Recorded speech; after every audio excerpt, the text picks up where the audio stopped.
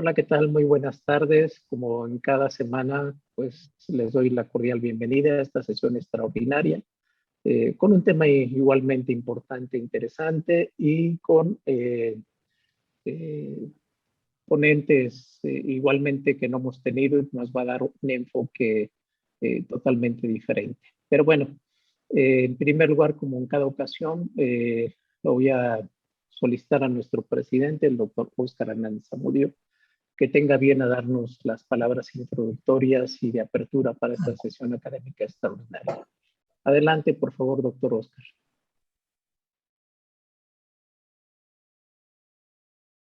Muy buenas tardes. Gracias, doctor Martínez Murillo. Tal como usted lo comenta, el día de hoy tenemos una sesión extraordinaria de la Agrupación Mexicana para el Estudio de la Hematología, que se ha titulado Retos del paciente con mieloma múltiple en recaída o refractario. Me da mucho gusto saludar a dos miembros de la agrupación, excelentes médicos hematólogos y ponentes, mucha experiencia en su campo. Agradecerles su tiempo y que compartan con nosotros su experiencia y sus conocimientos. Quiero agradecerle a la doctora, en primer lugar, a la doctora Carolina García Castillo y al doctor Luis Martín Loarca Piña por haber aceptado estar con nosotros. También quiero agradecerles a todos los miembros de la agrupación que semana a semana se conectan con nosotros para estar pendientes de los avances que tenemos en nuestra área, hematología. Quiero agradecerles también a los grupos latinoamericanos que están pendientes y que se unen con nosotros. Así que con esta bienvenida y estos agradecimientos, le cedo la palabra al doctor Martínez Murillo para que continúe su presentación. Pues bien, muchas gracias, doctor Óscar. Efectivamente, pues agradecer a nuestros ponentes que el día de hoy nos va a hablar de retos del paciente con mieloma múltiple, recaída refractario, tal vez de la enfermedad que más hemos hablado en las últimas semanas, pero bueno, creo que es un tema importante, de impacto, porque bueno, se ve ya una luz al final del túnel con los nuevos fármacos que han surgido en el tratamiento. Pero bueno, ya nuestros ponentes nos hablarán más adelante de ellos. Esta es una sesión extraordinaria.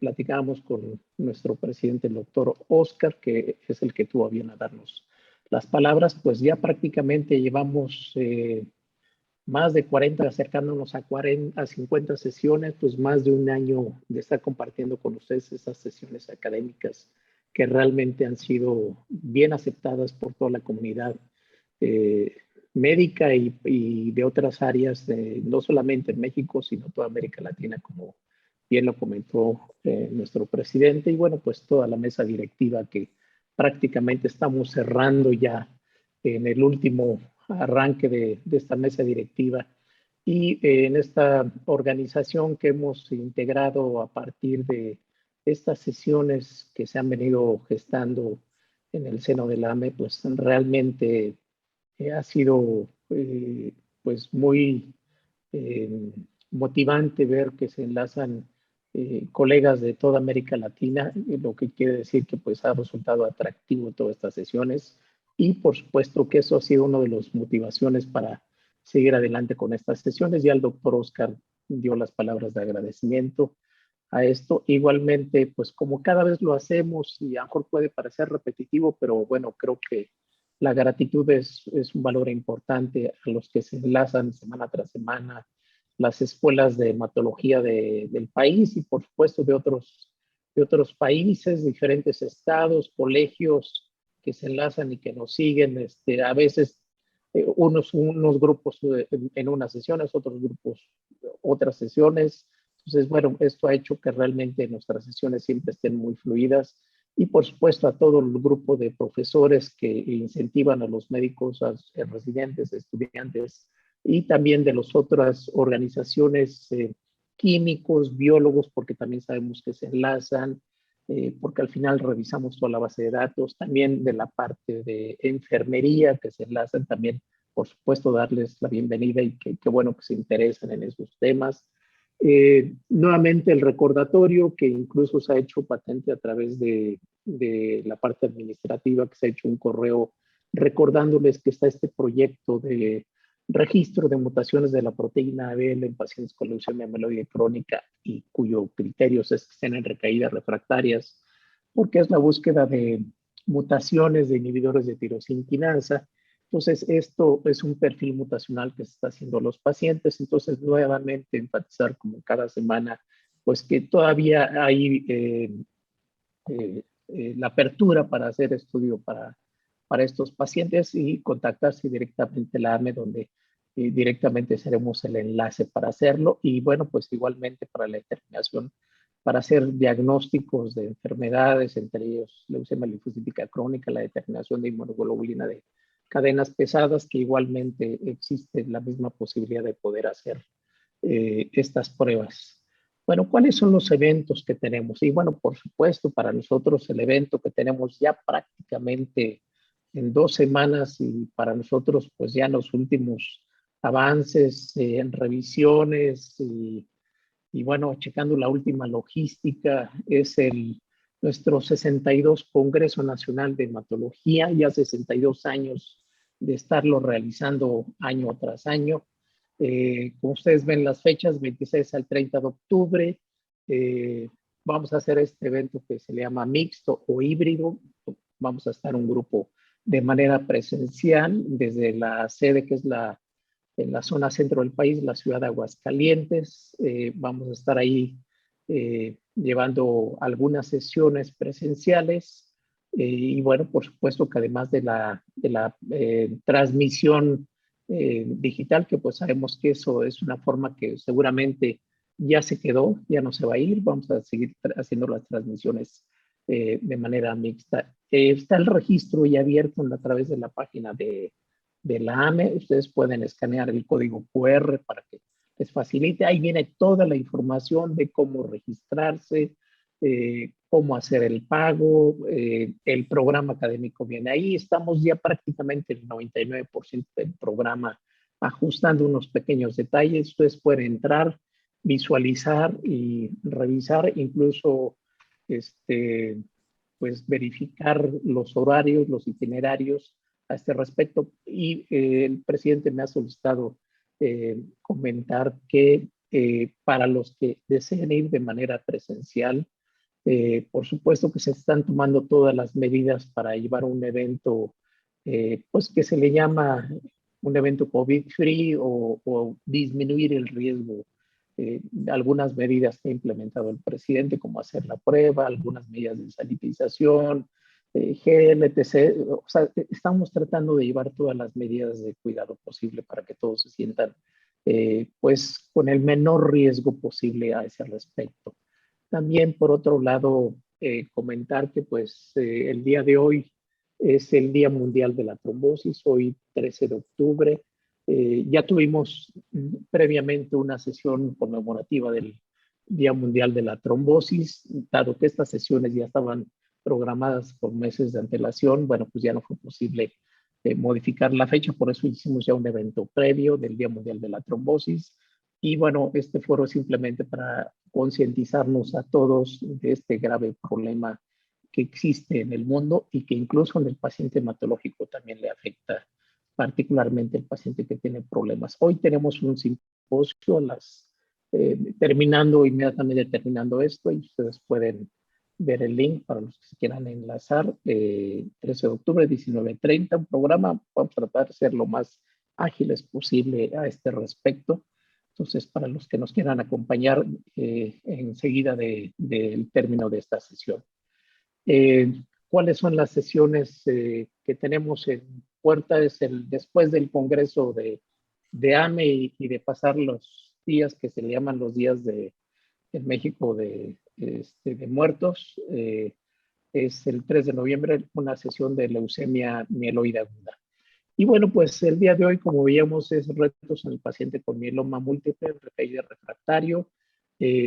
Pues tenemos dos conferencistas, hematólogos destacados en nuestro país, el doctor Luis Martín Luarca Piña y la doctora Carolina García Castillo. Entonces, algunas datos generales acerca de la expertise de cada uno de ellos. El doctor Luis Luarca, él es médico hematólogo adscrito al Hospital Ángeles de Querétaro, es investigador principal en hematología del Centro de Estudios Clínicos de Querétaro, es egresado de la Facultad de Medicina, realizó la especialidad de medicina interna, entonces además él es médico internista y por supuesto hizo la subespecialidad en hematología en el Instituto Nacional de Ciencias Médicas y Nutrición Salvador Subirán y por supuesto pues tiene la expertise de manejar toda la patología hematológica y bueno, particularmente la expertise que tiene en el manejo de pacientes con mieloma múltiple.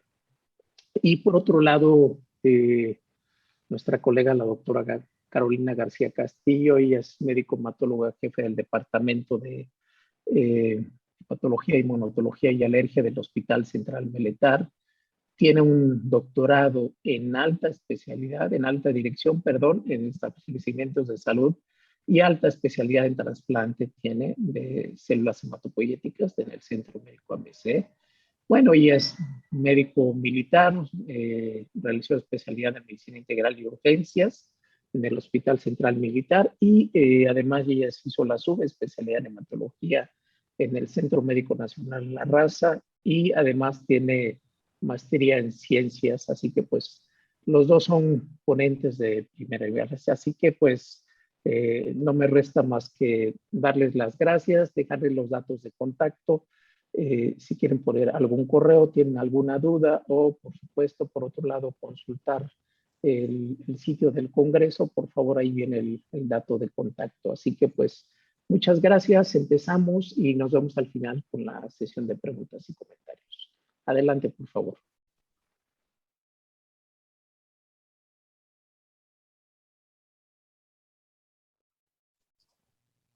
Buenas tardes, agradezco a la agrupación la invitación.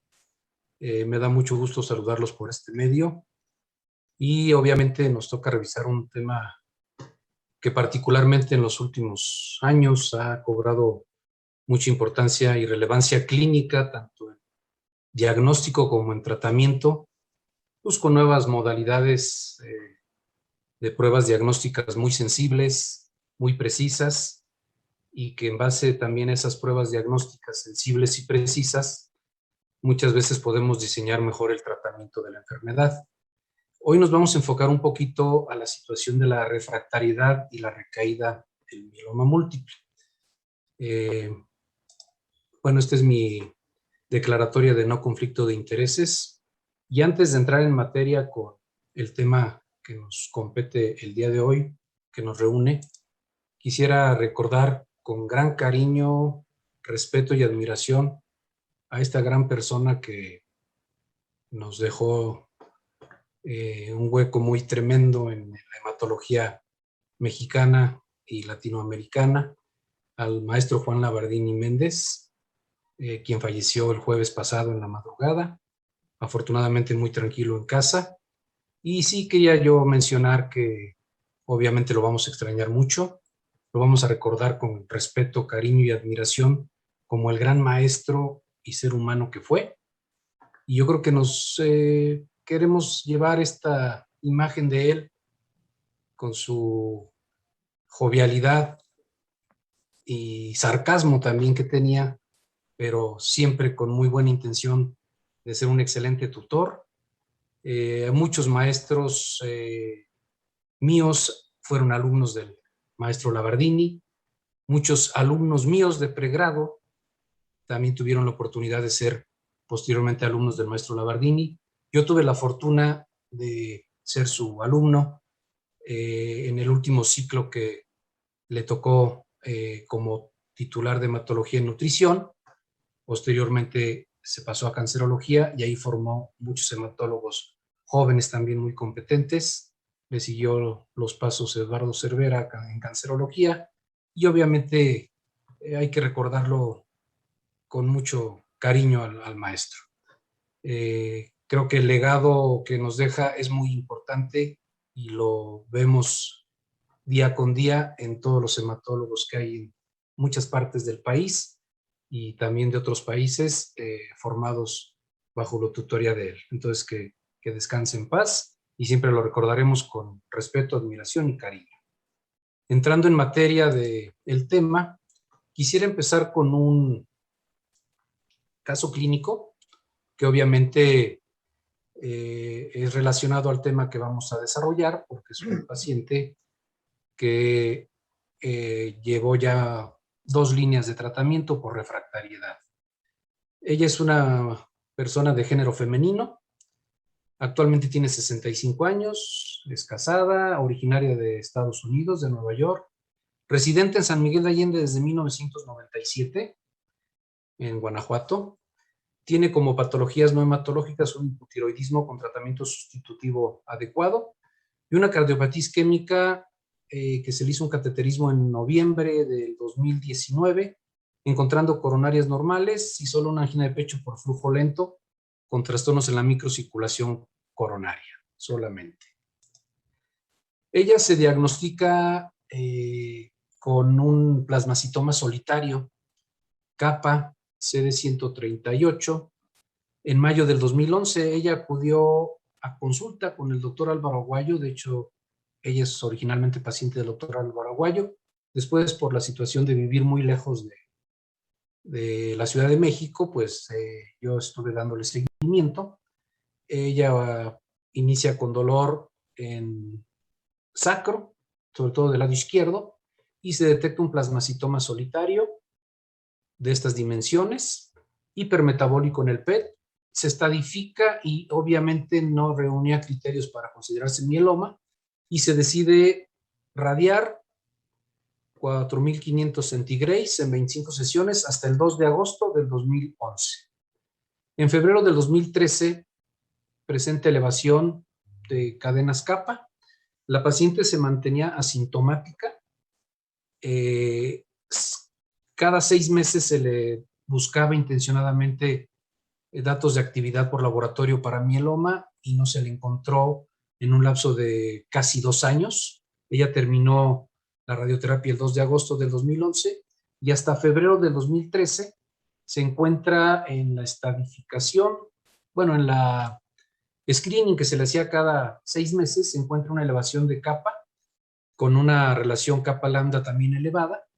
Y aquí sí, obviamente, se repite un PET y encontramos lesiones hipermetabólicas en pelvis, en sacro nuevamente, sobre todo también ahora en el ilíaco izquierdo, en costillas y en columna cervical. El aspirado de médula ósea estaba infiltrado focalmente por mieloma múltiple, menos del 30%, y se hizo un análisis de FISH para establecer un índice de alto riesgo, resultando negativo los marcadores de mal pronóstico. Se decide iniciar inducción con el esquema de ciclofosfamida, bortezomib y dexametasona semanal durante 6 meses, los cuales tolera adecuadamente, de marzo a agosto del 2013. En octubre del 2013 se le hace una primera cosecha de células tallo hematopoyéticas autólogas, pensando en hacerle un trasplante autólogo. La paciente rechaza el trasplante y se decide iniciar mantenimiento con lenalidomida 10 miligramos al día.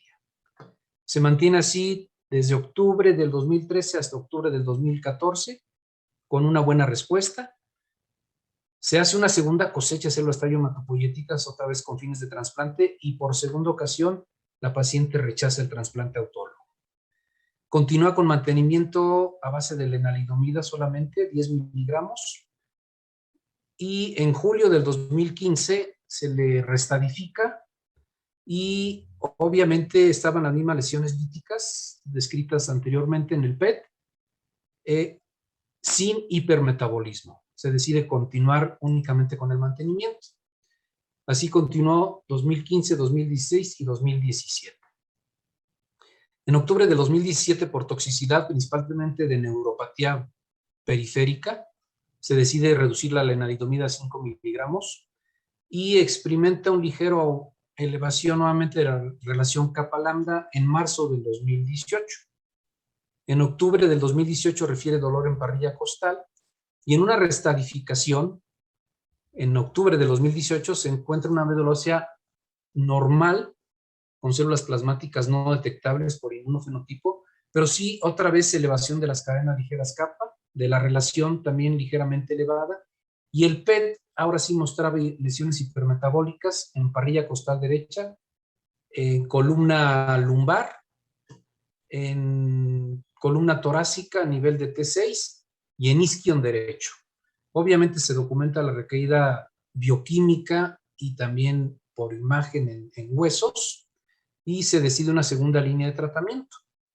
Se empieza a tratar con ixazomib 3 miligramos, lenalidomida 10 miligramos y dexametasona 20 miligramos a la semana. A partir de noviembre del 2018 se le planean 12 ciclos.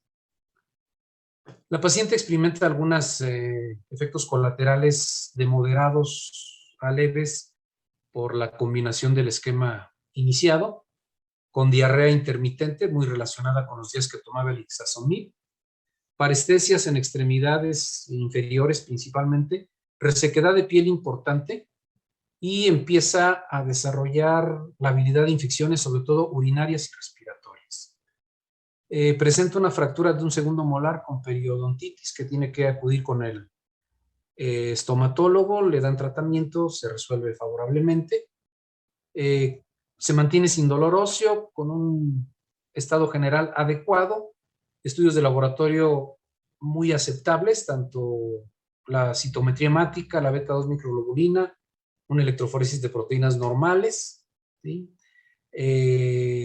Inmunoglobulinas normales, nunca se elevaron, ella siempre fue un mieloma múltiple de cadena ligeras kappa, ¿sí? Y obviamente continúa sin lesiones hipermetabólicas, a un año de haber empezado el triplete con ixazomib, lenalidomida y dexametasona.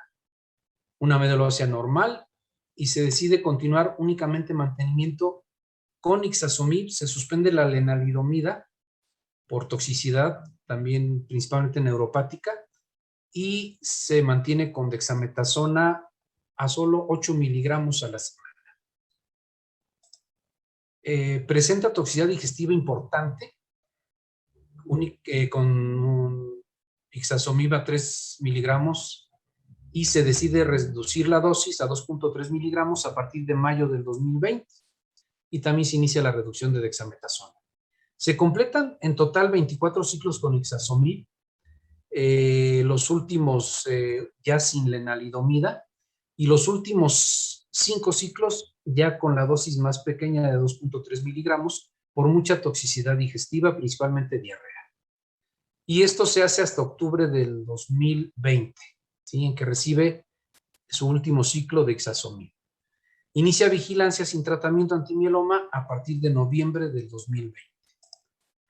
Se viene la pandemia, acude poco a consulta por lo mismo de la pandemia, se sigue vigilando cada mes con estudios de laboratorio, y el día 26 de julio del 2021, ya a 7 meses de haber suspendido el ixazomib, pues mantenía ya una ligera elevación de la cadena kappa y una muy discreta elevación de la relación kappa-lambda, así como de la DHL. Una beta-2 microglobulina normal, no tenía citopenias, no tenía dolor óseo, se mantenía asintomática, ya sin molestias digestivas por haber suspendido el ixazomib. Y este es el estudio de laboratorio más reciente, del 4 de octubre, prácticamente ya a casi un año de haber suspendido el ixazomib, de dejarla sin tratamiento antimieloma, y tiene una biometría hemática con una química de 36 elementos normal. La cadena ligera kappa se sigue elevando un poquito, y obviamente la relación kappa-lambda un poco más. La DHL se mantiene ligeramente elevada y beta-2 microglobulina normal. La paciente ahorita se ha mantenido sin tratamiento, se está evaluando una tercera línea de tratamiento en conjunto con el doctor Álvaro Aguayo, de acuerdo a las toxicidades que ha tenido la paciente por efectos colaterales. Quise mostrarles este caso clínico para ejemplificar un poquito la evolución o historia natural de estas gamopatías, y hablar un poquito de la refractariedad en el caso del mieloma múltiple. Hablando un poquito de epidemiología, pues es el 1% de todos los cánceres, del 10 al 15% de las neoplasias hematológicas, aunque en unas guías mexicanas esto anda alrededor del 7%, una incidencia de 4 en 100,000 habitantes. Anteriormente, cuando yo me formé como hematólogo hace ya cerca de 30 años, 28 para ser exacto, veíamos mucho más varones que mujeres afectadas por mieloma, y veíamos que la mayoría eran mayores de 60 años o de 70. Esta epidemiología ha cambiado recientemente, ya vemos casi la misma proporción en relación al género. Yo creo que hay una proporción ligeramente todavía a favor del hombre de 1.5 a 1, comparativamente entre casos de hombre y mujer. La edad promedio de presentación creo que ha bajado. Los últimos pacientes que yo he diagnosticado han estado entre los 50 y 60 años. En los últimos 2 años me ha tocado esa situación. Y lo que antes se considera una enfermedad de la tercera edad, pues estamos viendo que empieza ya en edades más tempranas. Y creo que aquí la explicación de esto puede ser que tenemos mucho más recursos diagnósticos muy sensibles de poder detectar esta enfermedad en una etapa muy incipiente, tempranamente, y no detectar a los pacientes ya con el contexto sintomático del CRAB muy florido como los veíamos antes. Bueno, obviamente todos sabemos que es un cáncer hematológico que afecta principalmente a una subvariedad de linfocitos B, que son las células plasmáticas. Obviamente se encuentran en la médula ósea, producen anticuerpos, y esto desencadena una respuesta inmunológica alterada, y obviamente los pacientes se caracterizan principalmente por anemia, hipercalcemia, insuficiencia renal y lesiones óseas cuando el paciente lee el libro y cuando se da cuenta que, o más bien presenta todos los síntomas que habitualmente se presentan en esta enfermedad. Vuelvo a insistir, actualmente nos toca diagnosticarlos más prematuramente y sin tantas complicaciones. Este es el contexto sintomático clásico, el famoso CRAB, hipercalcemia, falla renal, anemia o lesiones líticas. Obviamente lesiones óseas. Cuando encontramos una electroforesis de esta manera, pues no tenemos mayor problema en el diagnóstico y ya establecemos que es una gamopatía monoclonal. Y si aparte tiene anemia, tiene alguno de los otros contextos clínicos, pues ya no nos cuesta trabajo establecer el diagnóstico de mieloma. Y si en la médula ósea encontramos por lo menos 10% de células plasmáticas mononucleares identificadas por inmunofenotipo. El problema es cuando no hay una electroforesis tan típica.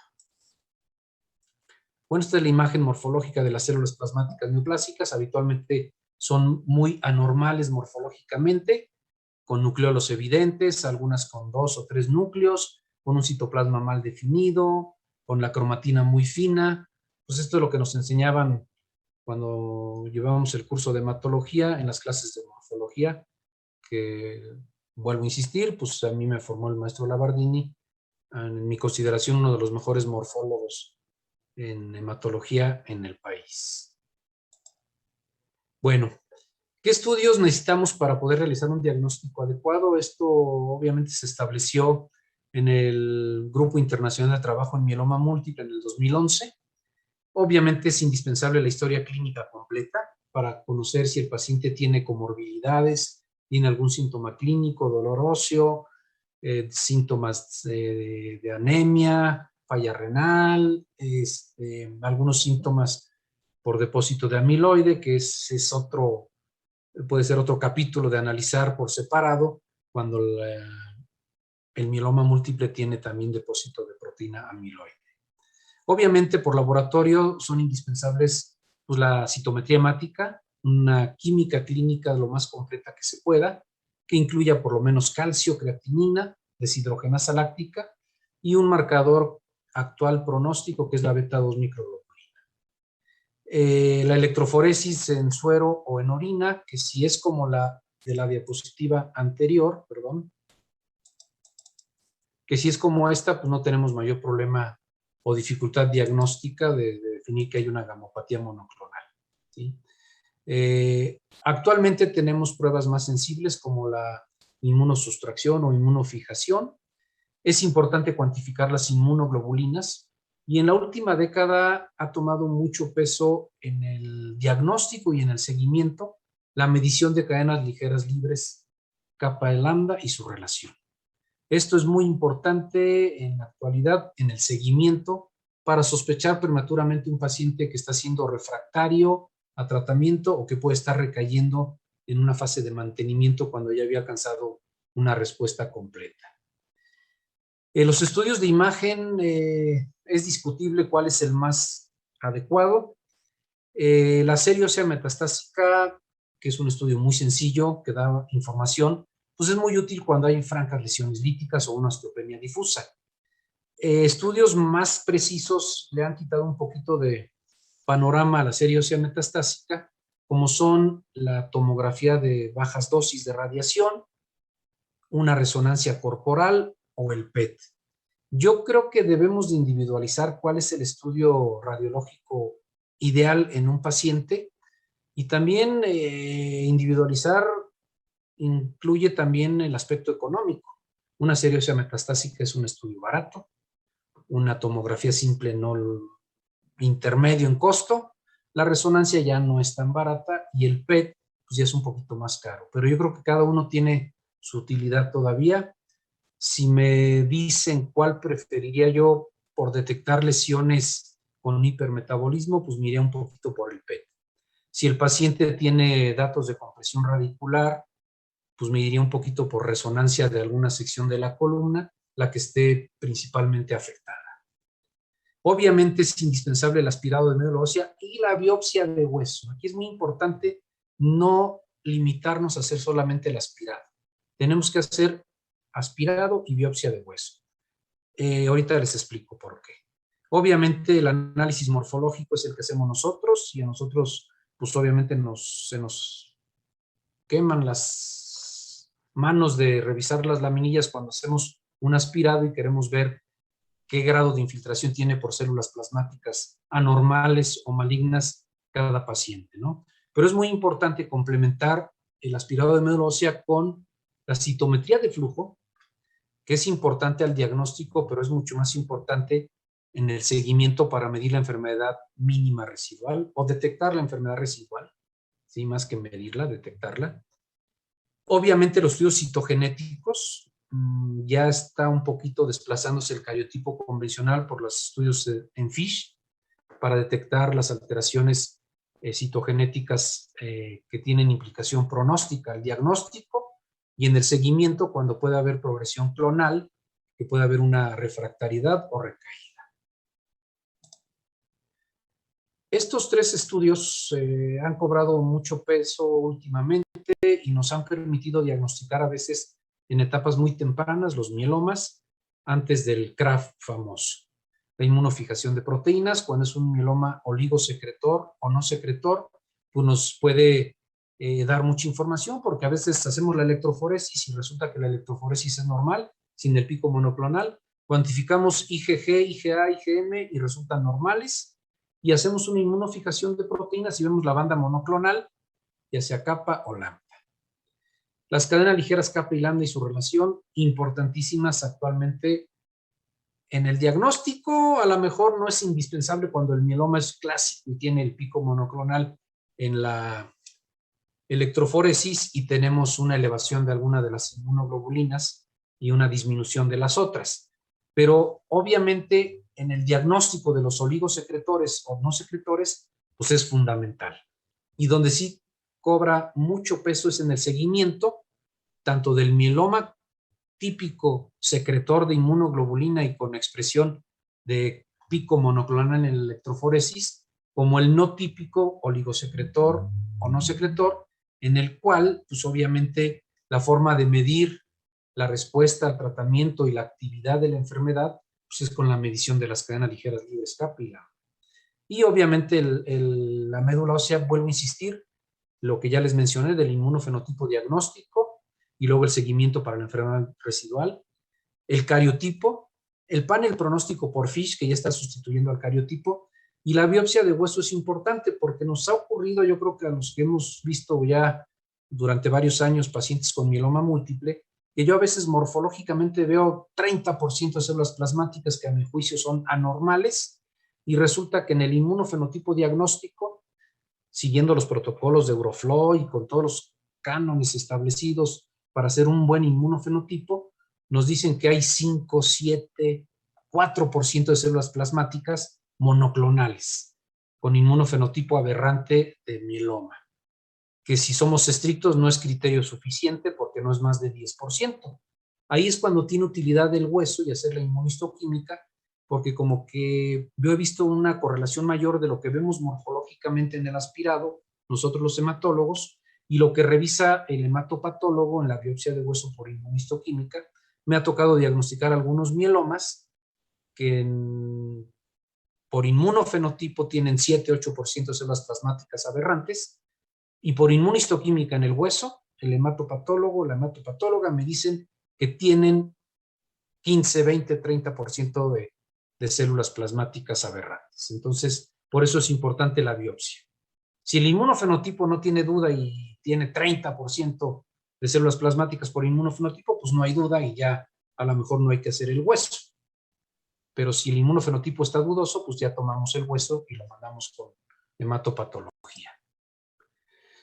El panel de FISH, idealmente en células purificadas CD38, es obligado a hacer la translocación 414, 1416 y la de lesión 17P con mutación P53. Estos son indispensables para establecer pronóstico. Opcionales podrían ser la de lesión 13Q, la ganancia en el 1Q o la de lesión 1P o la translocación 1114. Si podemos hacer todos, es mejor. Desafortunadamente, el panel completo por FISH pronóstico, pues sí tiene un costo elevado. Bueno, ya que tenemos todo el escenario de pruebas diagnósticas, pues obviamente establecemos el diagnóstico en base a todas estas pruebas que acabo de mencionar, que acabo de mencionar ya específicamente cada una, y algunas pruebas que son indispensables bajo ciertas circunstancias que hay que individualizar en cada caso, ¿sí? Obviamente, estas guías no son un dogma de fe, nos sirven para orientarnos mucho, claro, para tomar decisiones diagnósticas, pronósticas y terapéuticas, pero tenemos que individualizar cada paciente. Aquí tenemos un espectro clínico amplio, desde el plasmacitoma solitario, como el del caso clínico que les presenté, que quizá cursó con un smoldering mieloma, hasta que ya se diagnosticó un francomieloma múltiple de cadenas ligeras kappa, sin tener las 4 manifestaciones del CRAB famoso.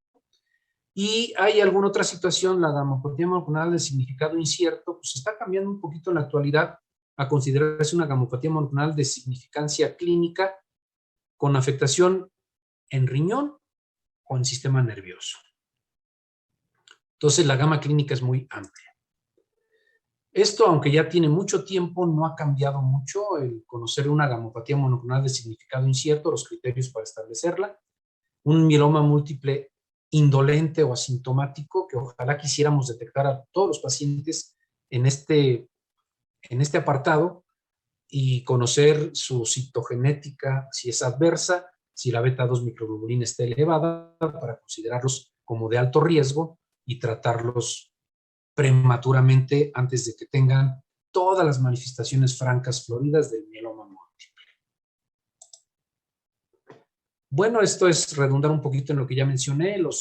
Por definición, pues el mieloma múltiple debe tener más de 10% de células plasmáticas anormales por inmunofenotipo o inmunistoquímica comprobadas en médula ósea o en hueso, cualquiera de los datos del CRAB. Y aquí hay unos biomarcadores que es importante seguirlos, porque estos nos pueden hablar de manera temprana en un mieloma múltiple o que está progresando o que tiene un alto riesgo de refractariedad o recaída y un mal pronóstico en 2 años de seguimiento. Entonces, cuando las células plasmáticas son más del 60% en médula ósea, las células plasmáticas anormales, clonales, pues es un biomarcador adverso. Cuando la relación de cadenas ligeras libres kappa o lambda es mayor a 100, pues también es de muy mal pronóstico, ¿sí? Y cuando hay más de una lesión focal en hueso, en un estudio de imagen, puede ser por resonancia, puede ser por PET, puede ser por tomografía o puede ser por seriosidad metastásica cuando encontramos múltiples lesiones líticas.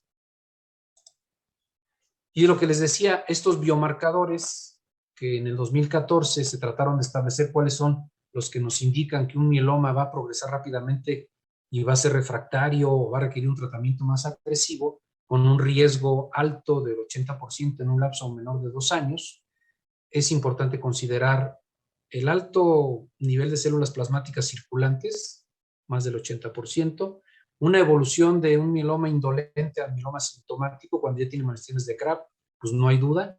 La citogenética de mal pronóstico, aquí está, la translocación 414, la ganancia de un brazo largo del cromosoma 1.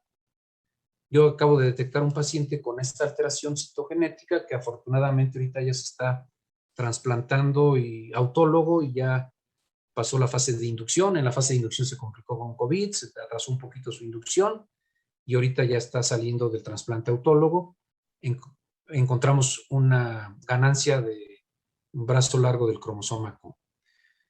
Cuando hay una alta tasa de proliferación de células plasmáticas en hueso, en médula ósea, y obviamente cuando hay un incremento en la componente monoclonal, ya sea sérico o urinario, cuando son mielomas oligosecretores o no secretores, pues medidos con las cadenas ligeras libres kappa y lambda. El espectro que decíamos del smoldering mieloma al mieloma ya francamente sintomático. Esto es fundamental hacerlo al diagnóstico, hacer la estratificación bien completa, ya revisada con las alteraciones citogenéticas adversas que acabamos de mencionar. Es bien importante complementarlo y aquí cobra peso la beta-2 microglobulina, que también es un marcador para establecer bien la estratificación pronóstica al diagnóstico y al seguimiento para poder sospechar cuando un paciente está refractario o en recaída franca. Bueno, el Grupo Internacional de Trabajo en Mieloma ha establecido los parámetros estrictos para hablar de respuesta completa, y aquí ya son muy importantes 2 parámetros para evaluar después de la inducción la respuesta que estamos logrando en nuestro paciente con mieloma. Uno es medir la enfermedad mínima residual, detectar la enfermedad mínima residual por citometría de flujo de alta generación, siguiendo los protocolos de Euroflow con una sensibilidad de 10 a la menos 5 por lo menos, o con secuenciación de nueva generación. El inconveniente de la secuenciación de nueva generación pues es la disponibilidad, que aquí en México no es muy factible hacer esta prueba. Los estudios de imagen también son muy importantes. Es de vital importancia cuando ya nuestro paciente acabó la etapa de inducción y queremos saber si está en respuesta completa, hacer estudio de imagen y detección de enfermedad mínima. Y si los dos están negativos, el pronóstico del paciente es favorable. Si es un paciente candidato a trasplante, hay que trasplantarlo a autólogo, pasarlo a intensificar, a consolidaciones y luego a mantenimiento y esperar que no progrese, ¿sí? Si es un paciente no candidato a trasplante, pues pasa a mantenimiento después de la inducción y hay que estar cuidadosamente monitoreando todos estos parámetros en el seguimiento. Obviamente hay varios criterios de respuesta. Lo ideal es lograr una respuesta completa estricta, que es cuando no hay evidencia clínica de enfermedad, cuando no hay evidencia bioquímica de enfermedad y cuando por imagen tampoco tenemos ya ni siquiera las cadenas ligeras libres elevadas en su relación. Entonces el paciente está prácticamente en respuesta completa estricta. Hay respuestas parciales, hay muy buena respuesta parcial y una mínima respuesta, pues esto es prácticamente un paciente refractario que rápidamente va a progresar y hay que ser enérgicos en el tratamiento, porque si tiene una respuesta en los parámetros medibles menor al 25%, pues realmente no vamos a obtener una buena respuesta global en su sobrevida libre de enfermedad y mucho menos en su sobrevida global. Perdón.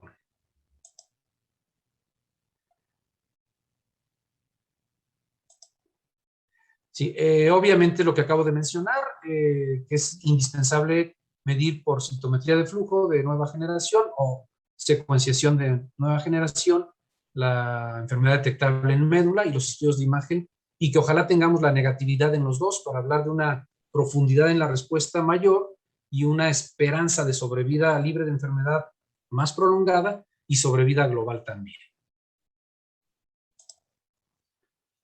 El estudio de imagen, pues es muy difícil decidir cuál es el ideal. Yo creo que actualmente sí es conveniente, si hay el recurso, hacer un PET, y si hay compresión radicular, hacer alguna resonancia del segmento de la columna involucrada. Obviamente, todos estos parámetros de laboratorio y de imagen nos permiten establecer el tipo de respuesta que alcanza nuestro paciente, y también nos permiten identificar cuando un paciente está progresando su enfermedad o hay una franca recaída, ¿no? Entonces, aquí las etapas de tratamiento son fundamentales: la inducción, el trasplante si es candidato, la consolidación, el mantenimiento, y es importante investigar si no hay actividad de la enfermedad que reúna los requisitos para considerar enfermedad progresiva o recaída después de haber alcanzado una, por lo menos, muy buena respuesta parcial o respuesta completa estricta. Estar monitoreando estrechamente los marcadores de actividad de la enfermedad. El seguimiento es muy importante durante el tratamiento. Evaluar también la toxicidad del tratamiento. A veces esto nos limita en ser muy enérgicos en el tratamiento. Los efectos colaterales no son drogas inocuas, aunque no es la quimioterapia franca que aplicábamos antes. Los medicamentos siguen teniendo muchos efectos colaterales y no son inocuos del todo. Entonces es muy importante valorar la toxicidad o los efectos colaterales adversos antes de decidir un cambio de terapia o fase de tratamiento. Y obviamente los estudios que hay que hacer son todos los que hicimos al diagnóstico, que nos permiten medir la actividad de la enfermedad y valorar si ya está en respuesta completa estricta o muy buena respuesta parcial o persiste refractario, o si ya alcanzó alguna de estas respuestas, valorar si no está en recaída. ¿Cada cuándo es recomendable hacer esta evaluación? Clínicamente cada mes, y por laboratorio, incluyendo las cadenas ligeras libres, la inmunofijación o la electroforesis de proteínas en suero o en orina, se pueden hacer en cada 2 o 3 meses de cada diferente fase de tratamiento. Bueno, del tratamiento les va a hablar la doctora Carolina. Ha habido recientemente mucho desarrollo de medicamentos muy sensibles, muy dirigidos, muy potentes, con muchos efectos colaterales. Mencionar los tripletes, nada más mencionaré brevemente, pues cada triplete incluye un inhibidor de proteasomas, un inmunomodulador y un esteroide, que es el estándar de tratamiento. No voy a ir más rápido por cuestiones de tiempo. Existen diferentes ya recursos. Los tripletes novedosos pues incluye el inhibidor de proteasoma, los de segunda y tercera generación, algún inmunomodulador, desde la talidomida hasta los más recientes, pomalidomida o algún otro más reciente, y actualmente se está optando por dar también el tratamiento en cuádruple terapia, incluyendo un anticuerpo monoclonal, que el más conocido es el daratumumab. Muchos pacientes ya en primera línea se tratan con daratumumab más un triplete o con algún otro monoclonal. Lo ideal sería tener, obviamente, un diagnóstico clínico, bioquímico, por imagen y molecular bien desarrollado. El inconveniente de lo molecular es la estandarización de las pruebas. Es difícil. La prueba de FISH ya está estandarizada, pero es cara. Pero la secuenciación de nueva generación o las mutaciones, la detección de mutaciones es un poquito más compleja, pero esto nos puede incluso hacer como que un mapa dirigido de la prueba alterada para direccionar mejor el tratamiento. Lo ideal sería tener todo esto al diagnóstico y durante el seguimiento después de cada fase de tratamiento. Obviamente el espectro o la historia natural de la enfermedad ha evolucionado mucho actualmente detectamos muchos pacientes en etapa de gamopatía monoclonal de significado incierto o mieloma indolente. Ya cuando es un francomieloma, damos la primera línea de tratamiento, habitualmente un triplete. Si es candidato a trasplante, lo trasplantamos. Luego viene una fase, obviamente, de mantenimiento, de intensificaciones, alcanza una remisión. Puede variar en tiempo esta remisión y después vienen las recaídas, donde vienen ya las terapias de segunda, tercera, cuarta línea y las más novedosas que ya hablará la doctora Carolina de ellas. Pero sí es muy importante considerar que el objetivo actual es diagnosticar muy bien al paciente con mieloma y procurar diseñar el tratamiento, diseñar bien el seguimiento con todos los estudios disponibles para detectar tempranamente cuál paciente está progresando o cuál está recayendo y modificar el tratamiento de acuerdo a esos parámetros. Bueno, aquí así es la evolución de los tratamientos desde el Melphalan en el 62. No quiero meterme en esto, pero últimamente ya tenemos más recursos de tratamiento con los tripletes o el triplete más el anticuerpo monoclonal. Es prácticamente lo mismo. Quiero nada más mencionar algunas conclusiones ya finales para no ocupar más tiempo y dar paso a la doctora Carolina. Hay que hacer un diagnóstico inicial completo, por inmunofenotipo, por FISH, por estudios de imagen. Debe ser completísimo el diagnóstico inicial. Establecer bien la estratificación pronóstica y la estratificación pronóstica revisada con los indicadores pronósticos por alteraciones citogenéticas en FISH. Elegir la mejor línea de tratamiento inicial. Hay que tratar agresivamente al mieloma desde un principio, sobre todo si es un mieloma ya sintomático o si es un mieloma no sintomático pero con alto riesgo citogenético, que habitualmente son tripletes o triplete más anticuerpo monoclonal ya desde un principio. En las fases pues es la inducción, el trasplante autólogo, células tallo hematopoyéticas si es candidato, la consolidación y el mantenimiento. Y aquí jugamos un poquito con la imagen anterior de la gráfica que les ponía de la historia natural, donde hay que hacer un seguimiento puntual después de cada fase de tratamiento. Es volver a estratificar o estratificar adecuadamente al paciente después de cada fase de tratamiento.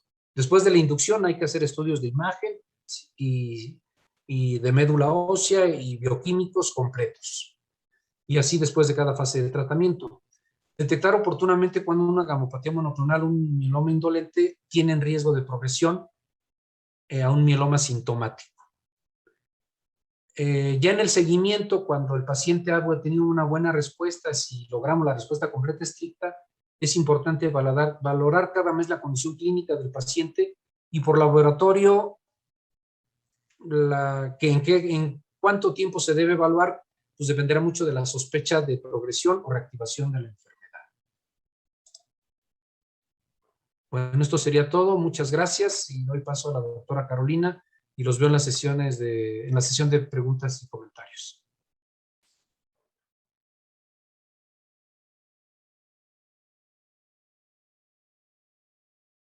Buenas tardes. Quiero agradecer primeramente a AME, al doctor Loarca por la sesión que me precedió, a ustedes por estar con nosotros compartiendo esta tarde y me uno al sentimiento en relación a la pérdida del maestro Labardini. En realidad yo pienso que todos aquellos que han tenido la oportunidad de compartir sus conocimientos con los demás no mueren totalmente. Voy a enfocarme un poquito al abordaje del paciente con mieloma múltiple, especialmente aquel que ha tenido recaída o refractariedad. Estos son mis conflictos de interés. Y bueno, comentaré brevemente pues la evolución de los tratamientos a través del tiempo, inicialmente los esteroides y cómo esta respuesta ha ido mejorando conforme hemos tenido mejores opciones. Recientemente las terapias inmunes han sido una parte fundamental de los tratamientos, sin embargo, estas existían desde 1980 y ocurrieron cuando inició el trasplante alogénico como una parte de opción terapéutica para estos pacientes. Posteriormente, en el año 2000, los inhibidores de proteasoma y inmunomoduladores han venido a mejorar totalmente la respuesta, alcanzando unas tasas de respuesta de 35%, en 2010 el advenimiento de los anticuerpos monoclonales, y pues muy recientemente se ha unido además las CAR T-cells o los anticuerpos que se conjugan a una droga. Vamos a repasar un poquito los criterios de progresión del Grupo Internacional de Mieloma. Y bueno, hay que considerar que estos pacientes cumplen alguno de estos criterios, como es el aumento de más de 25% del componente monoclonal sérico, tomando como base el valor de referencia o bien un valor absoluto mayor a 5 gramos, mayor al 25% del aumento del componente monoclonal en orina o un valor absoluto mayor a 200. Igualmente, más del 25% de diferencia entre la cadena ligera libre involucrada y no involucrada, o bien un valor absoluto mayor de 100. Esto únicamente cuando el paciente no tiene una enfermedad medible en suero o en orina. Y aquellos que tampoco tienen enfermedad medible a ese nivel, el aumento del número de células plasmáticas de más de 25% en médula ósea o un aumento absoluto de más de 10% de células plasmáticas, y la aparición de nuevas lesiones líticas, plasmocitomas, o que los que ya había aumenten en tamaño o en cantidad. Y cuando hay hipercalcemia que no se puede atribuir a otra causa. ¿Qué factores van a condicionar qué tratamiento voy a seleccionar para mi paciente que ha recaído? Aquellos que tienen que ver con el paciente mismo, como es la edad, el estado general y la presencia de comorbilidades. Los que tienen que ver en sí con la enfermedad, como es el tipo de recaída, cuánto tiempo duró nuestra respuesta, qué tratamientos previos ha recibido nuestro paciente, y la presencia de daño orgánico, y los factores relacionados con los tratamientos previos, como la respuesta y las toxicidades previas, el paciente que ha sido sometido o no a un trasplante, y la disponibilidad de un ensayo clínico, que siempre sería lo mejor. Aquí podemos ver los procedimientos inmunoterapéuticos recientes. Vemos los inhibidores del punto de chequeo que estuvieron estudiándose desde 2017 o antes para esta enfermedad. Se hicieron algunos estudios con nivolumab que van a actuar sobre PD-1, y esencialmente pues en esos ensayos no les fue tan bien, hubo una gran toxicidad. Sin embargo, se piensa que puedan ser algún potencial a futuro. Los anticuerpos biespecíficos que se van a unir tanto a la célula plasmática como a la célula T para hacer que esta misma célula T ataque a esta célula plasmática maligna. Los activadores biespecíficos de célula T, los anticuerpos conjugados que van a tener una parte, se les va a unir aquí un medicamento como el belantamab mafodotina, que también están realmente en investigación ahora, un poco más conocido ya para nosotros, los anticuerpos monoclonales, daratumumab, elotuzumab y cetuximab.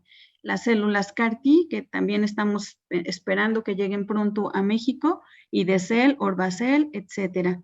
Y bueno, terapias dirigidas como la activación de células natural killer contra nuestras células de mieloma múltiple. ¿Cuáles han sido las principales toxicidades que hemos observado con los fármacos que ya conocemos? Pues bortezomib, principalmente la neuropatía periférica es muy importante, y es frecuente que en la consulta nosotros vemos pacientes que tienen sobre todo diarrea como principal toxicidad gastrointestinal. La lenalidomida también citopenias.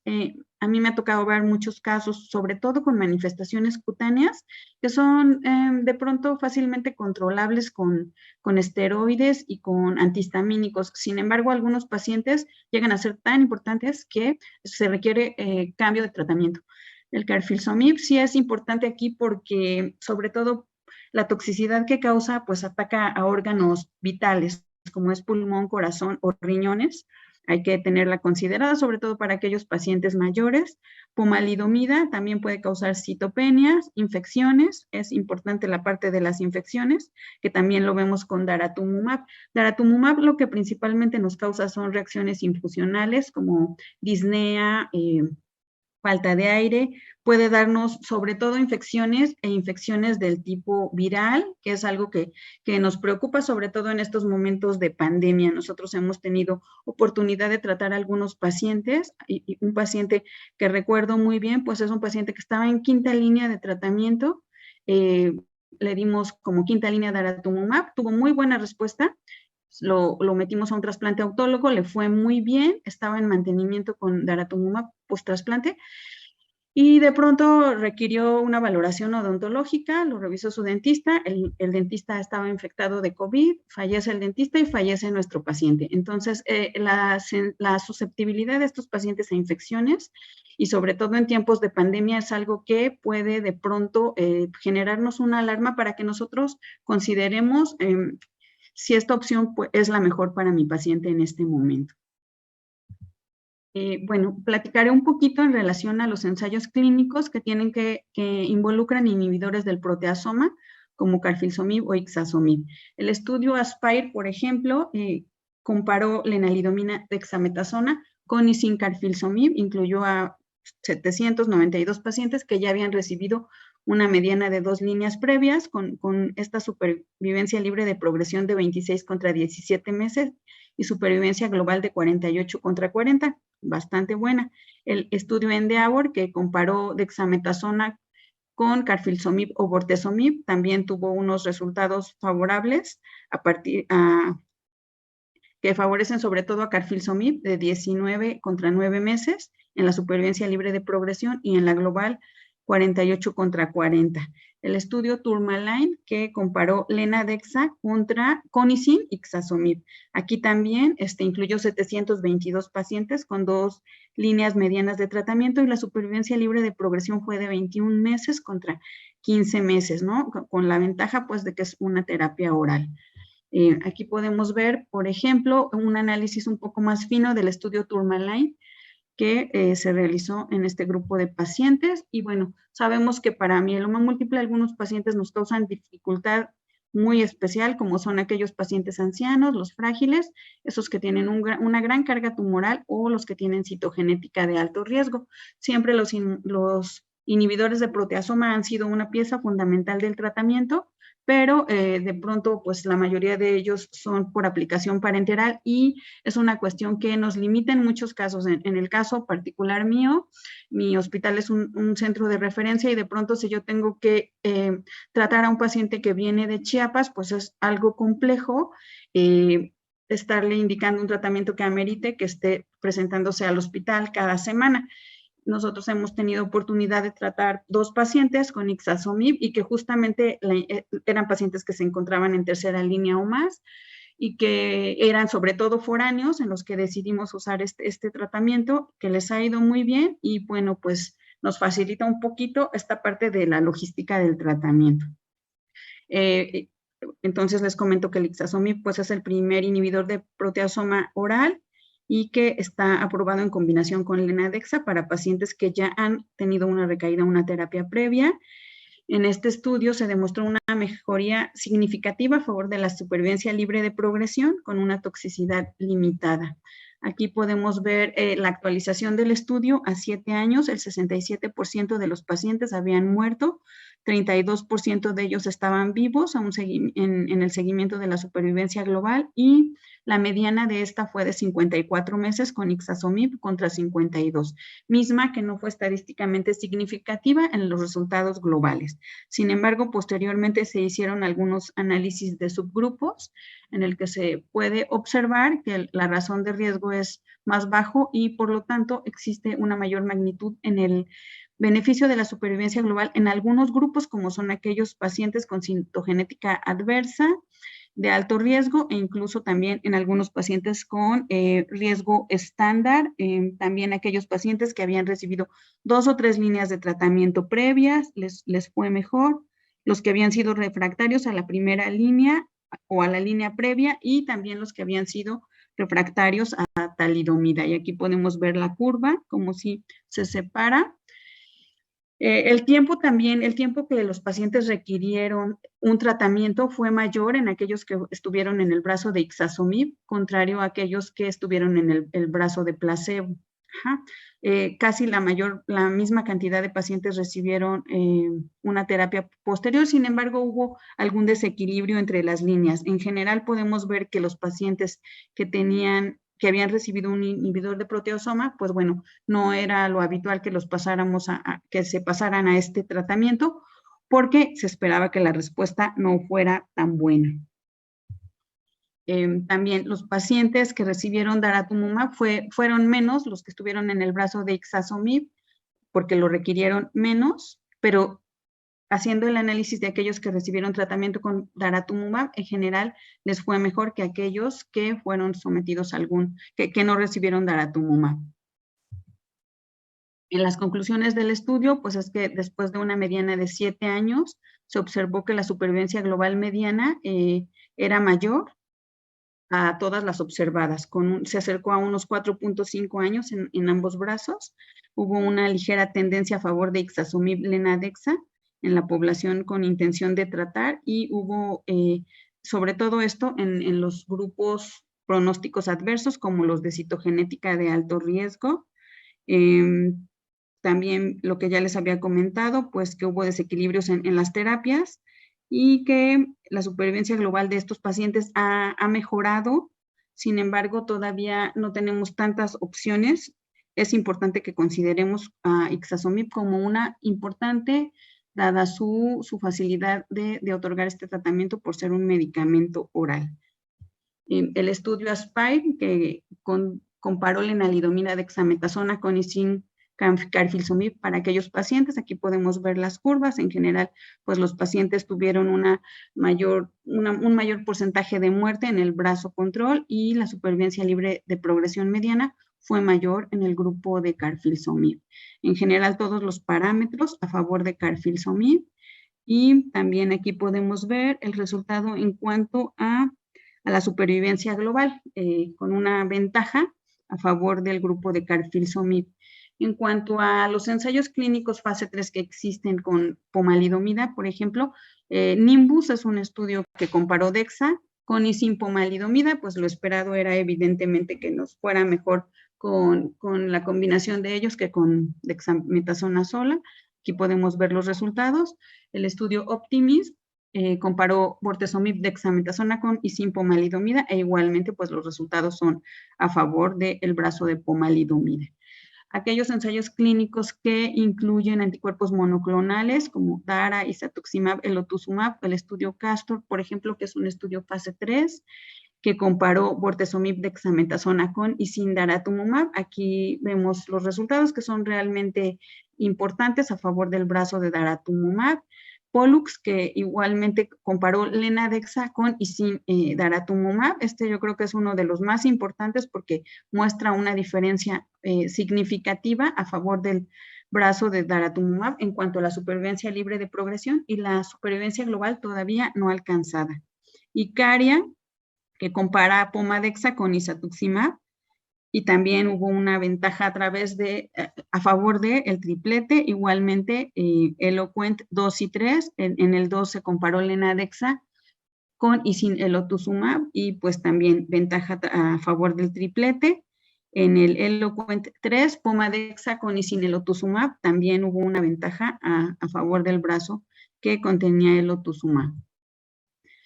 En este estudio, donde se evaluó isatuximab para el tratamiento de estos pacientes, podemos ver que este es un medicamento, un anticuerpo monoclonal que va a tener varios mecanismos de acción, y de ahí que sea muy efectivo.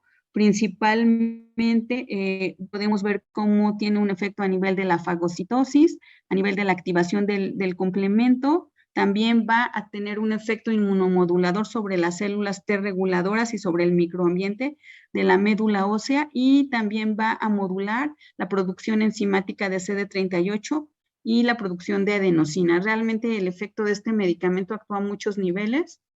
En el estudio Candor, nosotros podemos ver cómo carfildexa con y sin daratumumab se compararon en este estudio fase 3. Esta fue el perfil del estudio, y pues las curvas de supervivencia libre de progresión a favor del brazo que tenía daratumumab. Aquí vemos prácticamente lo mismo. En general, todos los resultados a favor del brazo del triplete. Un poquito, tal vez no tanto en el caso de los pacientes que tenían un número de terapias mayores, pero en todos los demás casos sí. Un poquito más aterrizado a nosotros, este es un estudio que se hizo en México, multicéntrico, lo hizo el doctor Jorge Vela, y se evalúa a los pacientes que han recibido tratamiento con daratumumab en varios centros de México. Ahí está también el doctor Loarca y nosotros también participamos en este. En este estudio, pues podemos ver que fue una N de 47 pacientes. Aquí el predominio fue de, bueno, una mediana de 60 años con predominio de las mujeres sobre los varones. La mayoría de los mielomas fueron IgG y la mayoría de ellos se encontraban en un estadio clínico 2 o 3. La citogenética en el 50% de ellos fue normal. La mayoría de nuestros pacientes no tenían elevación de deshidrogenasa láctica y el 11% tenían plasmocitomas o enfermedad extramedular. Aquí podemos ver cómo, qué tipo de tratamientos habían recibido. Eran grupos muy heterogéneos. La mayoría de ellos habían recibido la combinación de bortezomib, talidomida, dexametasona. Y pues, ¿cuál fue la mejor respuesta? La mejor respuesta la vimos en aquellos pacientes que habían recibido dara-bortedexa. Seguido, y bueno, ¿cuál fue la principal respuesta que obtuvimos? La respuesta parcial seguida de la respuesta completa. Las toxicidades, sobre todo, fueron aquellas relacionadas con la infusión y seguida por neutropenia en nuestros pacientes. Aquí podemos ver en estas gráficas la supervivencia libre de progresión en la gráfica A, después del tratamiento con daratumumab, la global. En la gráfica B podemos ver, de acuerdo al ISS, pues evidentemente aquellos pacientes que tenían un ISS de 1 les iba mejor que a los del 2 y que los del 3. Y en el panel C podemos ver que aquellos pacientes que tenían más de respuesta parcial, pues tenían mejores resultados que aquellos que habían tenido menos de una respuesta parcial. Aquí vemos la supervivencia global después del tratamiento con daratumumab en el panel A. En el panel B, la supervivencia global por respuesta alcanzada, pues los pacientes que tenían respuesta completa más parcial les iba mejor que aquellos que tenían menos de respuesta parcial. Luego, en el panel C, los pacientes que tenían DHL normal les iba mejor que los que tenían DHL elevada. Y en el panel D vemos la supervivencia global por enfermedad extramedular. Los pacientes que tienen enfermedad extramedular van peor en general. Y bueno, ¿qué hacemos con aquellos pacientes que han tenido ya una recaída precoz cuando ya han recibido por lo menos 1 a 3 líneas? Tenemos indicaciones aprobadas y otras no aprobadas. Esto por la EMA. Aquellos pacientes que son sensibles a bortezomib, podemos darles un régimen basado en un inmunomodulador más daratumumab. En aquellos que son refractarios a bortezomib, igualmente pueden ir bien con lenalidomida, daratumumab o carfilzomib.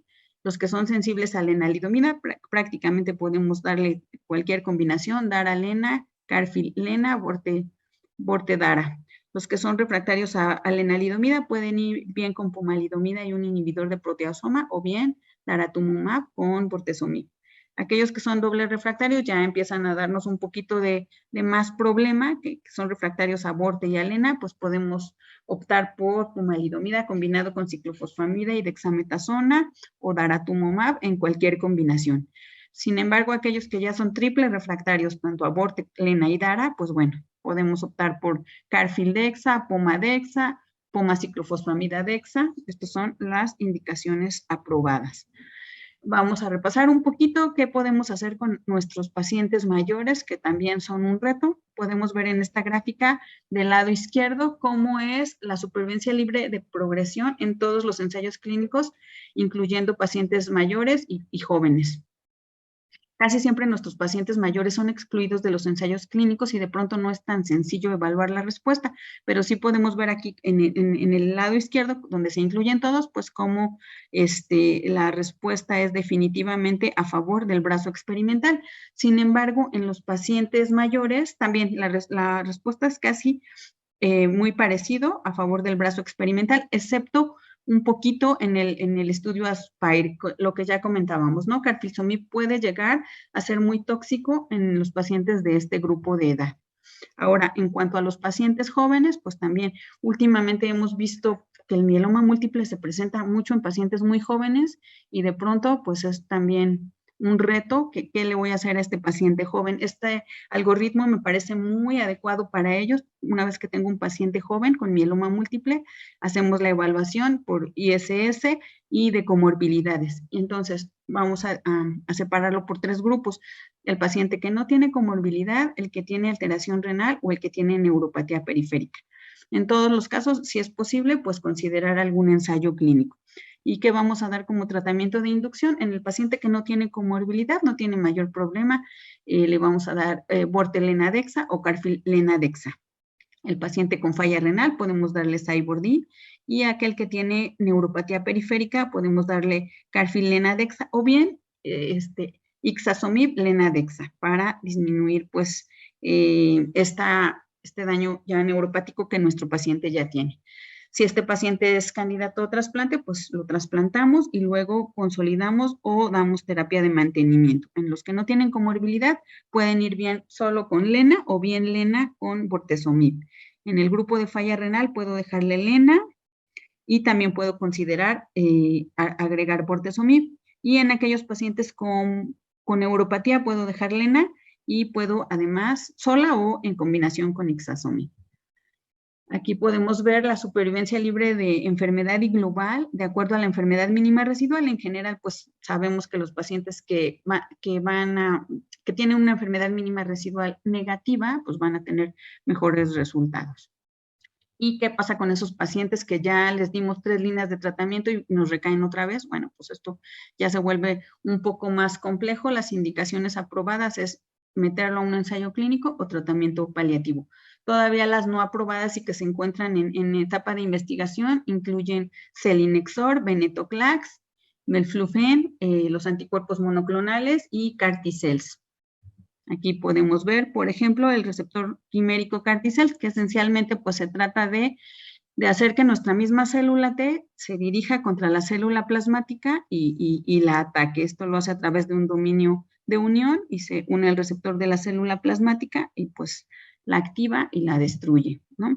¿Cómo pasa esto? Bueno, aquí vamos a comentar brevemente qué es lo que hace con esta terapia CAR-T-cells. Primero nosotros vamos a hacer una leucoaféresis, vamos a colectar las células desde sangre periférica con un acceso central o periférico. Esto dura unas 2 a 4 horas. Hasta este momento no requerimos ninguna quimioterapia. Una vez que tenemos estas células, ¿qué vamos a hacer? La activación de la célula T, la transducción viral y la expansión de las células CAR-T. Cuando estos procedimientos se llevan a cabo de manera adecuada, la duración es de 2 a 4 meses. Y estas células luego las podemos tener almacenadas indefinidamente hasta que el paciente la necesite, ¿sale? Luego, ¿qué sigue? Vamos a dar una quimioterapia linfodepletora, pues más o menos parecido a un trasplante. Vamos a dar un régimen que puede llevar ciclofosfamida con o sin fludarabina y que dura aproximadamente 3 días. Y después de esto vamos a esperar de 2 a 7 días para infundir las células CAR-T. La infusión se administra durante 60 minutos y posteriormente pues ya viene la parte de monitoreo, ¿no? Sobre todo de las reacciones adversas, el síndrome de liberación de citocinas como una de las importantes, las citopenias y la respuesta. Se recomienda hacer la primera evaluación de la respuesta al mes de la aplicación de las células CAR-T. Aquí podemos ver en la imagen la estructura de un anticuerpo biespecífico y pues que tiene de diferente. Es un anticuerpo que va a tener 2 cadenas ligeras. Una se va a unir a la célula plasmática, al receptor de la célula plasmática, y otra se va a unir a CD3 y pues lo va a activar para que destruya nuestra célula de mieloma múltiple. Y los anticuerpos conjugados, pues es algo más o menos parecido, con la diferencia de que aquí vemos en amarillo cómo se le pega una droga que además de todo va a potenciar este efecto citotóxico, ¿no? ¿Qué es lo que ocurre en trasplante? Pues el trasplante sigue siendo todavía una opción muy buena. Idealmente la mayoría de pacientes que sean candidatos, lo ideal es que los llevemos a trasplante en una primera remisión completa. Sin embargo, aquellos que no hayan sido sometidos por alguna razón y tengan una recaída posterior, pues también lo podemos considerar. ¿Qué es lo que pasa aquí? Bueno, tenemos una célula plasmática de mieloma múltiple ahí en rosita al centro y tenemos todas nuestras células que nos van a defender de la inmunidad adquirida y de la inmunidad innata. células NK, células T, CD8 y CD4, células dendríticas y macrófagos, que van a destruir a nuestra célula cuando existe una mutación inicial, y luego, bueno, realizamos nosotros el trasplante, por ahí queda alguna celulilla, puede ser, y entonces, si solamente es una, pues entra en un equilibrio y como que se queda dormida, ¿no? Nuestra célula CD8 va a liberar interferón gamma y ahí como que medio se controla.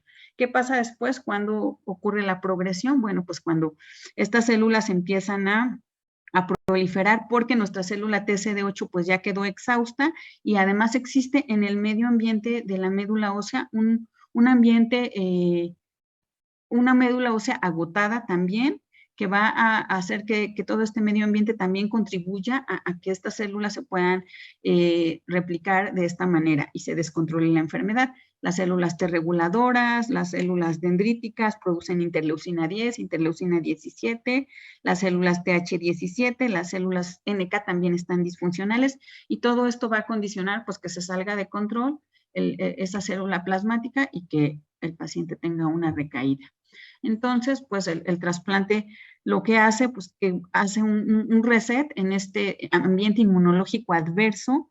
Aquí podemos ver cómo están nuestras células de mieloma múltiple, rosas al centro, y cómo tenemos todo este medio ambiente supresor, macrófagos, células dendríticas, una célula CD8 exhausta, las células T reguladoras que tampoco están haciendo bien su función, y las células TNK disfuncionales. Entonces, el trasplante, pues lo que hace es que va a hacer un reset en este medio ambiente alterado, y esto va a condicionar que entonces nuestras células CD8, nuestras células efectoras vuelvan a tener su función y puedan inhibir ese crecimiento de esa célula de mieloma. Las células T efectoras lo hacen a través principalmente de la liberación de interferón gamma. Bueno, pues eso es un paseillo rápido en las terapias actuales que tenemos. Conclusiones, pues de comentarles que tenemos múltiples opciones de rescate en estos tiempos. Sin embargo, todavía muchos de nuestros pacientes que tienen un mieloma múltiple van a fallecer de recaída o refractariedad. ¿Cuándo nosotros vamos a decidir iniciar un tratamiento de rescate? Definitivamente cuando el paciente tiene una recaída sintomática, sin duda, o paraproteinémica significativa. Nosotros tenemos que evaluar en cada caso, iniciar un tratamiento precoz en aquellos que tuvieron una presentación clínica agresiva o cuando empezamos a observar un descenso de la hemoglobina. Sin embargo, existen algunos estudios que demuestran que los pacientes que se tratan en recaída biológica tienen un mejor pronóstico, aunque en sí las guías todavía nos dicen que tenemos que esperar a una recaída clínica, y esta diferencia en los resultados todavía no nos dice si tiene que ver con que el paciente inició tratamiento antes y por lo tanto tuvo un mayor tiempo de evolución, lo que nos hace la diferencia. Sin embargo, yo creo que la tendencia va a ser a cada vez tratar al paciente más tempranamente. Una vez que he decidido iniciar el tratamiento de rescate, considerar todas las características del paciente, su edad, estado general, comorbilidades. Y siempre que sea posible, considerar un triplete o una terapia cuádruple. En aquellos pacientes que son muy frágiles o muy ancianos, pues sí, un doblete o tratamiento paliativo puede ser una buena opción. ¿Qué podemos decir de un segundo trasplante autólogo? Con los tratamientos de rescate actuales, realmente todavía no tenemos resultados contundentes. Sin embargo, a manera de recomendación, aquellos pacientes que han tenido una respuesta de 48 meses o más, o de 36 meses por lo menos, se puede considerar un segundo trasplante autólogo. Y este siempre debe de ir seguido de un mantenimiento o de la terapia que nosotros estuvimos dando antes de realizar el trasplante. Para elegir la opción de rescate, pues también hay que considerar qué tratamiento previo ha recibido nuestro paciente, qué respuesta, cuánto duró y los efectos secundarios, como vimos en el caso del doctor Loarca, ¿no? Los pacientes que son refractarios a lenalidomida tienen mal pronóstico, pues la supervivencia libre de progresión es de unos 10 meses. Los pacientes que han recibido una primera línea con un inhibidor de proteasoma, pues pueden ir bien con un régimen basado en un inmunomodulador. Los tripletes más eficaces son Dara-Lenadexa y Carfil-Lenadexa, con muy buenas respuestas. Los que han recibido una primera línea con inmunomoduladores, podemos dar Carfil-Dexa o bien Dara-Vortedexa. La supervivencia libre de progresión con Carfildexa es de 18 meses y con Dara-Vortedexa es de 16 meses, pero si esto se presenta en la primera recaída, pues la respuesta es de hasta 26 meses. Pomalidomida Vortedexa también es eficaz en aquellos pacientes que han sido refractarios ya a lenalidomida. Y bueno, a partir de la segunda recaída, pues las opciones de tratamiento se basan en tripletes con pomalidomida o incluyendo daratumumab. Estos pacientes que ya están en fases muy avanzadas, muy refractarios, pueden ir a un ensayo clínico con selinexor, melflufen, venetoclax, que últimamente se ha estado estudiando para múltiples enfermedades, inmunoterapia con anticuerpos biespecíficos, conjugados o CAR-T-cells, o bien tratamiento paliativo. Y pues en aquellos pacientes que son jóvenes, que ya hicimos un trasplante autólogo, podemos considerar un trasplante halogénico. Esto de preferencia siempre en el contexto de un ensayo clínico y sobre todo si nuestro paciente ha tenido una enfermedad quimiosensible. Pues bueno, esta es una imagen de mi hospital. Les agradezco mucho su atención y quedo atenta para la parte de preguntas y respuestas. Bien, muchas gracias por las excelentes presentaciones, tanto del doctor Luarca como de la doctora Castillo.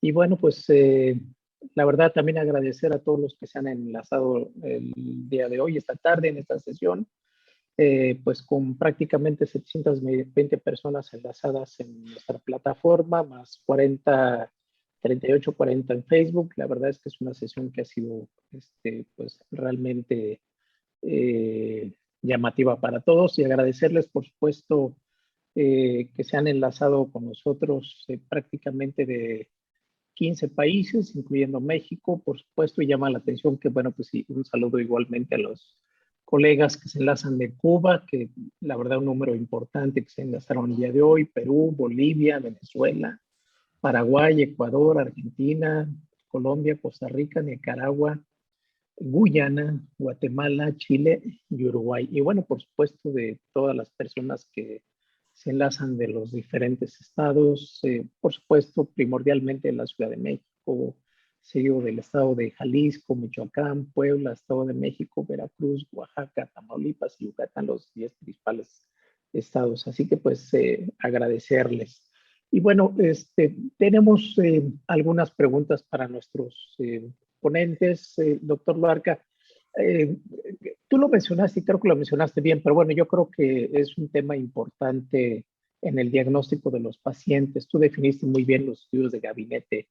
¿En qué momento cabe la posibilidad de hacer uno u otro en este aspecto? Pero bueno, piden que una de las preguntas es un poco cuál es la preferencia para los estudios de gabinete para establecer el diagnóstico. Si tú quisieras nuevamente hacernos el favor de repetir un poquito cuál es la secuencia o qué pacientes cómo vas seleccionando estos estudios, por favor, Luis.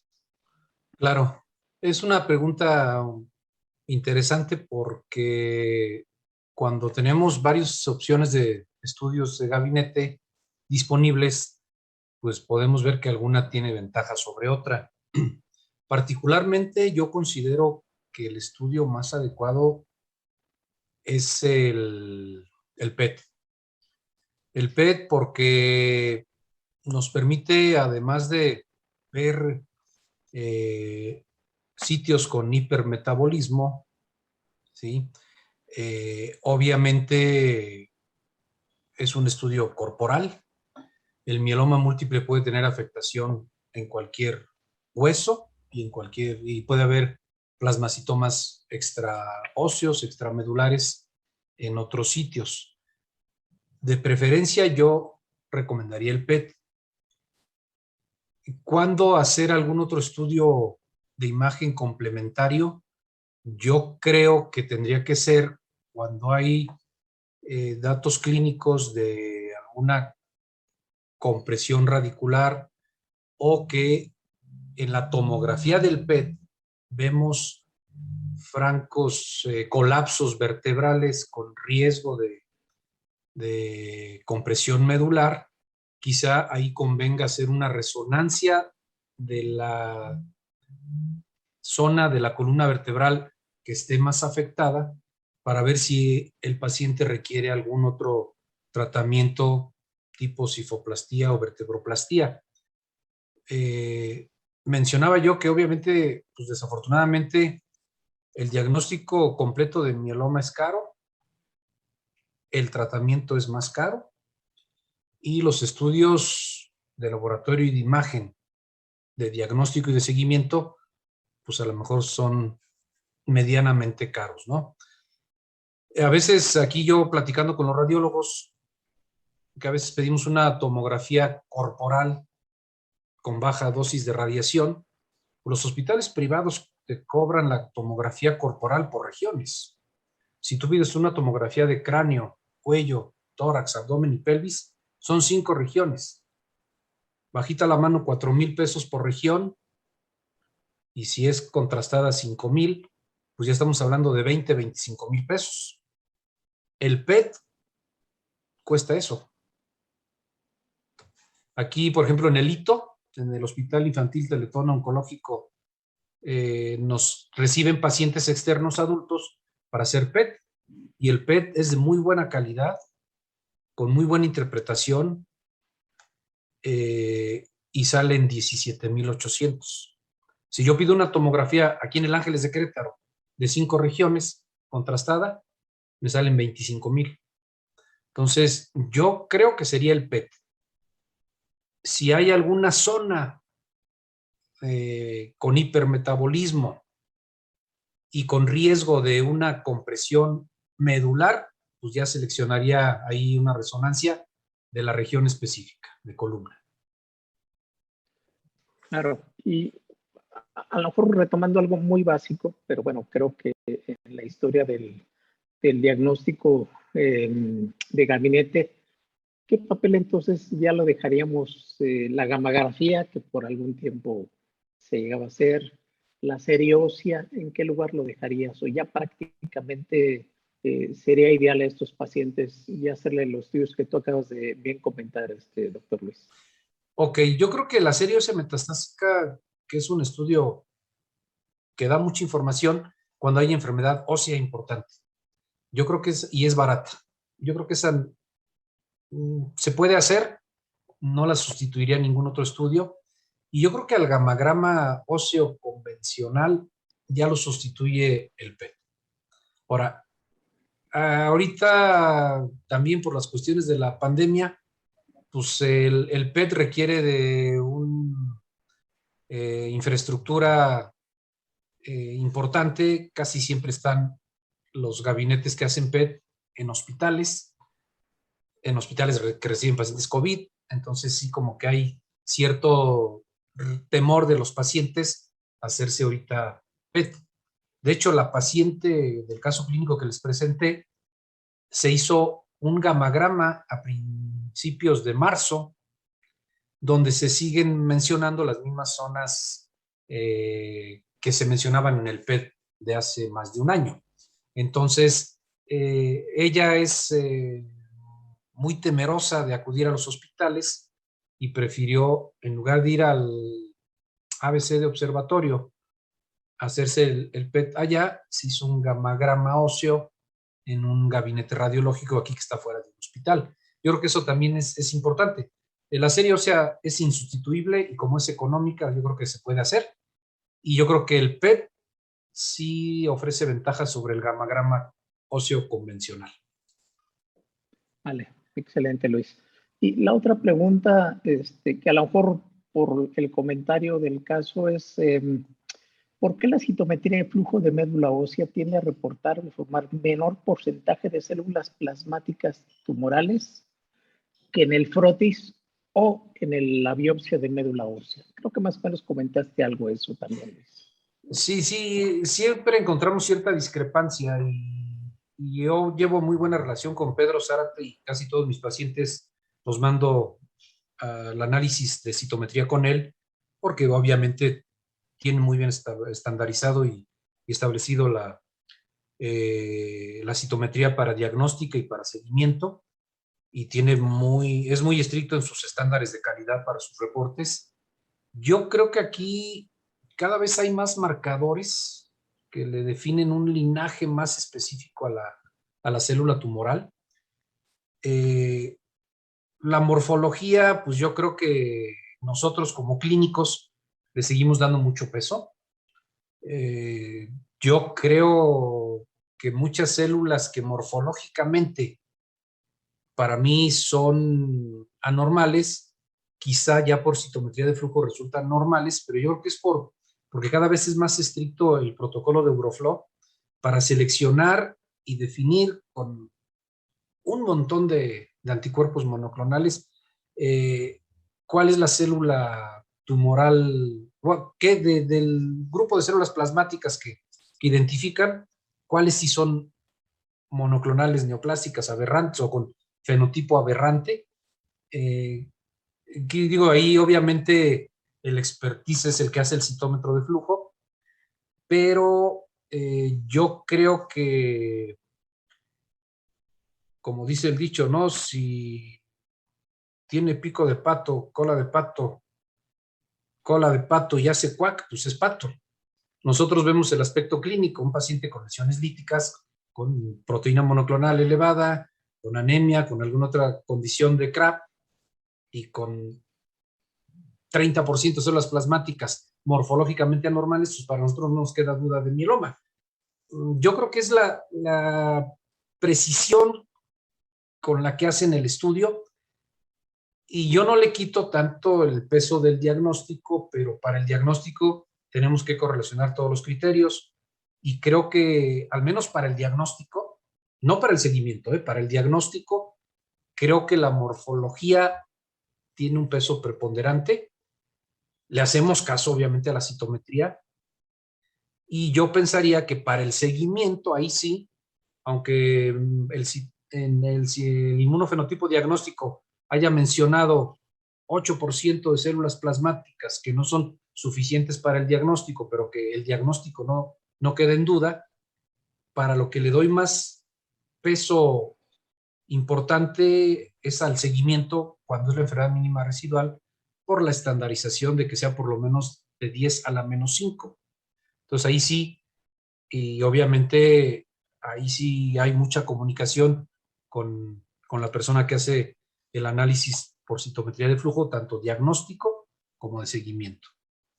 Yo creo que es esa la discrepancia, ¿no? Que es muy fino el diagnóstico citométrico y es más artesanal o burdo o basado en la experiencia de cada hematólogo el morfológico. Vale, muy bien, Luis, gracias. De nada. Bueno, pasando ahora con la doctora Carolina, en relación al paciente que es sometido a trasplante, si el paciente que está en recaída entra en respuesta completa después del trasplante, de un primer trasplante, ¿en automático hay que hacer trasplante en tándem, Carolina? ¿O cuál es tu visión ya actual con tantos fármacos que ya tenemos? Perdón. Exacto. Realmente no existe todavía una respuesta a esa pregunta. Pienso yo que probablemente cada vez menos se va a hacer el trasplante en tándem. Sin embargo, con los tratamientos actuales no lo sabemos, ¿no? Yo creo que un trasplante, y todavía en el contexto de nuestro país, que realmente nos sale barato hacer un trasplante y que nos da muy buena respuesta, sigue siendo válido, pero probablemente también a futuro ni siquiera un trasplante va a ser, pienso que va a ir un poquito parecido a leucemia mieloide crónica, ¿no? Que después con una pastilla, pues muchos pacientes se curan y ojalá que así sea. Pero un trasplante en tándem, no hay un estudio que avale que hacer un trasplante en tándem sea superior a hacer uno y dar mantenimiento con las terapias actuales. ¿Y qué mantenimiento? Más o menos la pregunta en secuencia es, bueno, y si el paciente está en remisión, ¿qué se sugeriría que después del primer trasplante, Caro? ¿Qué tipo de mantenimiento se sugeriría a ese paciente?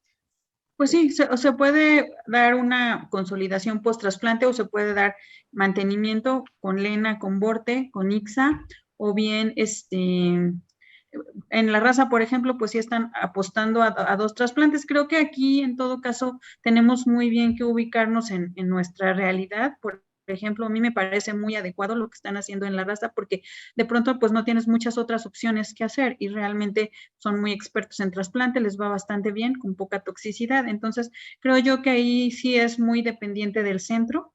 En mi centro, por ejemplo, pues es un trasplante y luego me voy con mantenimiento con lena idealmente, y si el paciente no lo tolera es que lo cambio, pero en general, ahí sí tenemos como que ver qué es el recurso que tengo. Y yo creo que el mejor tratamiento pues es uno en el que el centro tenga experiencia y dos, lo que tengo a la mano, ¿no? Ok, y tú actualmente, que tú estás en un centro que razonablemente, pues uno considera que tiene los recursos suficientes para tratar a los pacientes, tú de inicio en general eh, al paciente le das un triplete o ya directamente te vas hasta ponerle cuatro fármacos, Carlos? Híjole, no, todavía estamos yendo con un triplete, les damos a la mayoría de nuestros pacientes o BRD o Cyborg-D. Y ya después evaluamos respuesta a 4 meses, lo sometemos a trasplante si el paciente es candidato, y posteriormente mantenimiento. Estamos considerando dar la parte de la consolidación, que habitualmente no lo hemos hecho, pero todavía no empezamos con 4 medicamentos. Probablemente sí lo hagamos después. De hecho, pienso yo que siempre será mejor apostar a las mejores terapias en un inicio, y probablemente incluso podamos disminuir el número de ciclos, abatiendo costos y logrando que nuestros pacientes estén mucho tiempo en respuesta y que no ocupen otros tratamientos y por lo tanto no nos salga tan caro, ¿no? Ok, de acuerdo. Bueno, hay otra pregunta de PET, pero bueno, creo que ya lo extendió el doctor Luis Luarca en relación a las ventajas que tiene el PET y bueno, ya incluso hiciste el comparativo de los costes que tiene esto. Bueno, pues ya para ir terminando, a mí me gustaría, pues dado que los dos presentaron cosas interesantes de la experiencia que tienen, me gustaría, si no tiene inconveniente, que cada uno concluyera en minuto y medio, pues una conclusión de mensajes que nos lleváramos al hospital para tratar a nuestros pacientes, empezando contigo, si eres tan gentil, doctor Luis Blanca. Claro. Bueno, el mensaje que quisiera quedara claro es fundamental hacer un diagnóstico completo, así como la leucemia aguda mieloide o la leucemia aguda hay que hacer morfología, inmunofenotipo y citogenética. En el mieloma también se tiene que hacer, y aquí agregar los estudios de imagen. Establecer en base a eso una estratificación adecuada y brindar la mejor opción de tratamiento disponible. Afortunadamente en mi ejercicio profesional, la mayoría de los pacientes cuentan con el apoyo de sus gastos médicos mayores o con solvencia económica para poder solventar tratamientos de triplete caros inclusive. En relación a eso, yo todavía no uso 4 drogas al diagnóstico en la inducción, pero sí ofrecer el mejor tratamiento que le pueda llevar a una respuesta completa estricta, y si es candidato a trasplante, pasarlo a trasplante autólogo. En época de pandemia, los pacientes se resisten a acudir a los hospitales, aplicación de infusiones intravenosas, incluso aplicaciones subcutáneas semanales como bortezomib. Yo he tenido ya algo de experiencia en manejar 3 pacientes de inducción a la remisión con ixazomib, pomalidomida y dexametasona. 2 de ellos ya alcanzaron la respuesta completa estricta.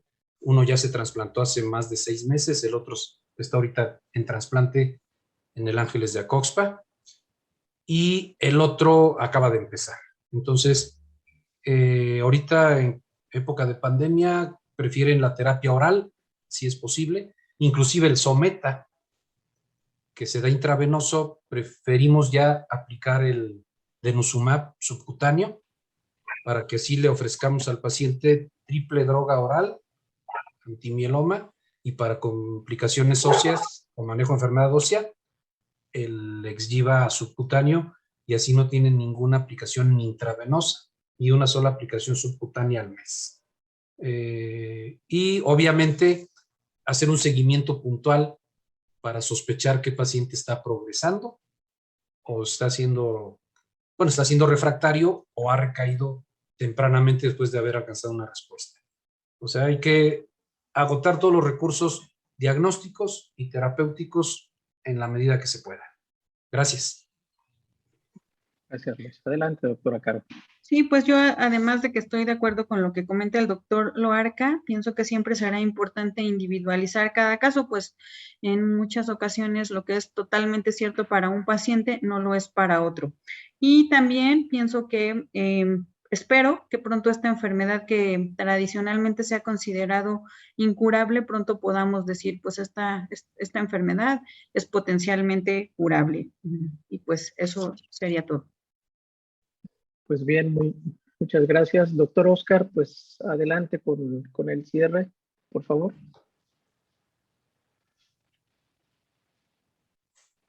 Tienes muteado tu micrófono, doctor Oscar.